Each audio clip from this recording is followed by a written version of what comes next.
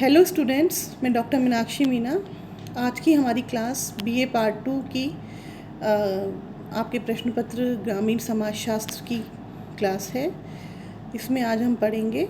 आज हमारा टॉपिक है लघु परंपरा। लघु परंपरा को रेडफील्ड ने स्थानीय परंपरा के रूप में देखा है। इन्होंने माना है कि सांस्कृतिक व धार्मिक जीवन से संबंधित यदि कोई परंपरा मूल धर्म ग्रंथ से संबंधित ना हो और केवल एक ही छोटे से क्षेत्र में प्रचलित हो और अधिकांश व्यक्ति उसके वास्तविक अर्थ को नहीं समझते हों, तो ऐसी परंपरा को लघु परंपरा कहा जाता है।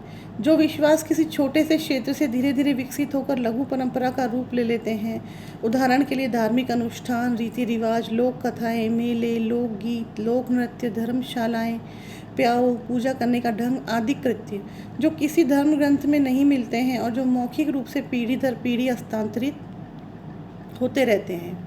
रेडफील्ड के अनुसार साधारणतया निरक्षर कृषकों की परंपराओं को ही लघु परंपरा कहा जाता है, जिनका जन्म एवं विकास अशिक्षित कृषक समुदायों में होता है और वहीं स्थायित्व भी प्राप्त होता है। डॉक्टर BR चौहान के अनुसार लघु परंपराएं स्थानीय, अलिखित, अशास्त्रीय, कम व्यवस्थित और कम चिंतनशील होती हैं। लोग इनके अर्थ को न जानते हुए भी इनकी पालना अवश्य करते हैं। लोकगीतों और रीति रिवाजों में उनकी झांकियाँ देखने को मिलती हैं। डॉक्टर योगेंद्र सिंह कहते हैं कि जनसाधारण निरक्षर कृषकों के स्तर पर होने वाली सांस्कृतिक प्रक्रियाओं को लघु परंपरा कहते हैं। अब हमारा टॉपिक है अगला, वृहद परंपरा। इसका अर्थ और परिभाषा।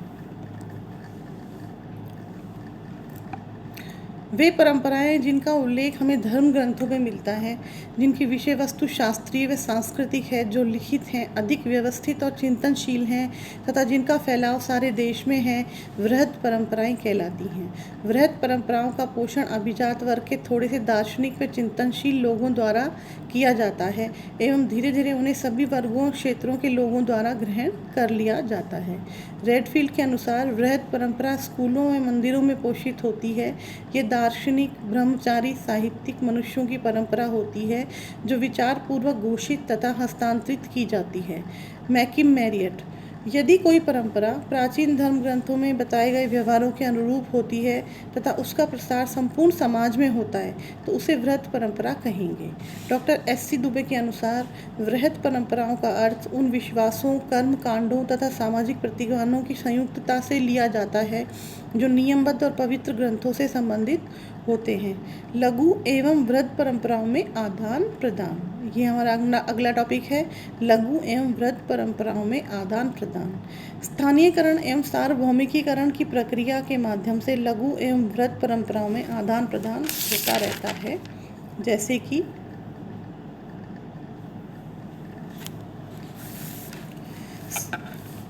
नंबर 1, सार्वभौमिकीकरण की प्रक्रिया के अंतर्गत लघु और परंपरा के तत्व व्यापक स्तर पर ऊपर की ओर फैल जाते हैं तथा उस स्थिति में वे अपने मूल स्वरूप को खो देते हैं तथा वृहद परंपरा का अंग बन जाते हैं।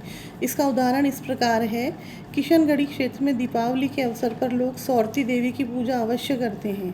यहाँ के लोगों की मान्यता है कि लक्ष्मी धनवानों की देवी है और सौरती उनकी अपनी देवी है। वैसे सौरती के अतिरिक्त लक्ष्मी देवी की भी पूजा यहाँ की जाती है। मैरियट का मत है कि सौरती देवी संबंधित विचार लघु परंपरा से जुड़े हैं, जबकि सार्वभौमिकरण की प्रक्रिया के तहत इनका विस्तार ऊपर की ओर होता गया तो उसके स्वरूप में परिवर्तन होता गया और उसने लक्ष्मी का रूप ले लिया। लक्ष्मी की गणना वृहद परंपरा में की जाती है। इस प्रकार सार्वभौमिकरण की प्रक्रिया के तहत लघु परंपरा सौरती का परिवर्तन वृहद परंपरा लक्ष्मी में हो गया। नंबर 2 उदाहरण है। मैकिम मैरियट ने सलूनों के त्यौहार का वर्णन कर उसे लघु परंपरा के रूप में बताया है। सार्वभौमिकरण की प्रक्रिया के तहत यह वृहद परंपरा रक्षाबंधन में परिवर्तित हो जाता है। हमारा अगला टॉपिक है स्थानीयकरण। स्थानीयकरण की प्रक्रिया के तहत वृहद परंपरा के तत्व नीचे की ओर बढ़ते हैं और वे लघु परंपरा के तत्वों में मिलकर लघु परंपरा के रूप में परिवर्तित हो जाते हैं। मैरियट का मानना है कि कुछ संस्कृतियों के पुरानी पड़ जाने पर उनकी वृहद परंपराएं परिवर्तित हो जाती हैं एवं उस अवस्था में परंपराओं को स्थानीय विश्वासों और स्थानीय आवश्यकताओं के अनुसार परिवर्तित कर दिया जाता है। इस प्रकार वृहद परंपरा के अनेक तत्व, कर्मकांड, विश्वास आदि स्थानीयकरण की प्रक्रिया के कारण लघु परंपरा के रूप में विकसित हो जाते हैं। तो आज हमने लघु एवं बृहत परंपराओं के बारे में पढ़ा, उनका अर्थ और परिभाषाएं पढ़ी। और अभी हमारा टॉपिक चल रहा था स्थानीयकरण, जो कि हमने अभी समझा। इसका उदाहरण हम अगले वीडियो में करेंगे। आज की क्लास में बस इतना ही। नमस्कार।